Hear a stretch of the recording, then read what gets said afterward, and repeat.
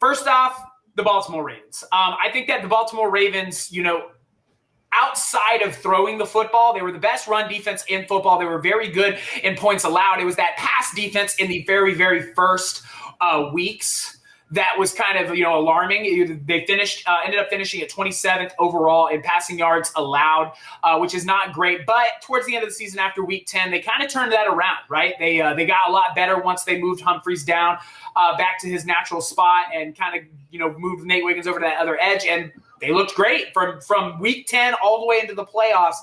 They were performing at a top 5 clip. And I think with the addition of Malachi Starks and now Jair Alexander, we've obviously already talked about Jair Alexander and the fact that he doesn't necessarily make the Baltimore Ravens an immediate super team per se, but I do think he makes the defense better in an area where they needed to be better. Guys, how do we feel about the Baltimore Ravens at 1?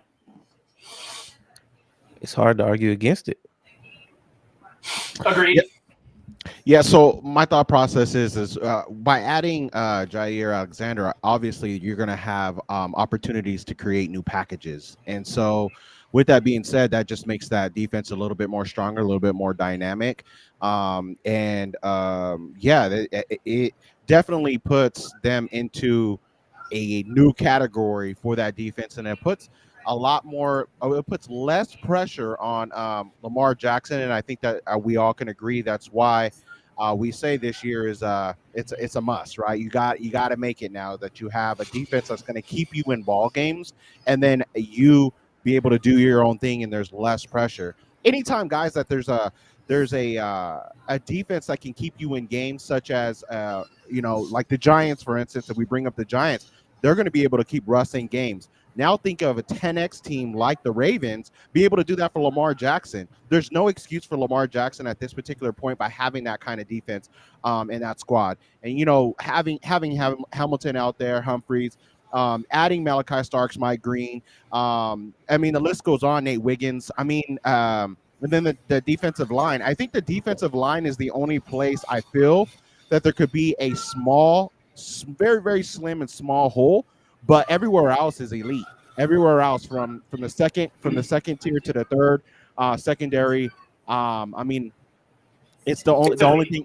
Yeah, it's elite. You can't argue that one.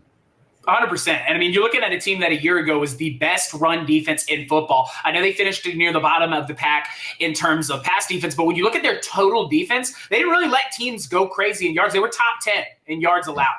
Okay, 100%. So you're only adding a guy, an all-pro, and Jair Alexander that's going to make that secondary better. There is absolutely no reason with the talent assembled on this roster that the Baltimore Ravens shouldn't be the number 1 defense. Guys, they're star-studded everywhere. They have a future all-pro defensive lineman. I can never remember the kid's name. It's super hard to pronounce. But you have one, right? Just like we have Jalen Carter, they have that kid. The linebacking core, you have arguably one of the best linebackers in Roquan Smith leading that linebacking core. And guys, with Jair Alexander, I think it makes them significantly better. And DP, I'll let you touch on the Ravens before we move on to the next team.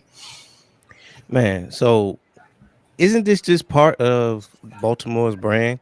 Like, since I can remember from the early 2000s, that's been their staple, defense first, hard-nosed defense. And every year since then, they may not have been a top 5 team, but they've been teetering around that top 10 for the better part of almost 30 years. It's no different this year. I think when they drafted Lamar, he kind of helped turn the tide a little bit, and they became more offensive focused. But defense was always there with Harbaugh. So, true. Again, nothing new this year. They retooled. If anything, it's hard to find a hole on their defense this year.